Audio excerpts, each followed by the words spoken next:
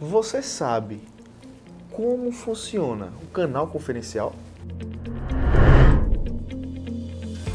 O canal confidencial é um espaço seguro criado para proteger, ouvir e garantir a nossa cultura ética. Tudo começa com o recebimento do relato. Qualquer colaborador pode registrar uma situação que considere inadequada, de forma segura e confidencial. Após o envio, o time de compliance analisa cuidadosamente as informações apresentadas e inicia a apuração dos fatos. Por isso, é muito importante que o relato seja feito com clareza, informando onde aconteceu, quando ocorreu, quem estava envolvido. Com todas as informações analisadas, é elaborado um relatório com as conclusões. Durante a apuração, podem ser realizadas entrevistas para esclarecer os fatos e entender melhor a situação relatada. Mesmo após o encerramento do caso, o compliance acompanha a aplicação das medidas recomendadas, garantindo que elas sejam efetivamente cumpridas.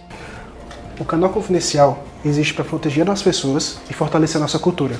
Nossa principal política é a não retaliação. Relatar é responsabilidade de todos.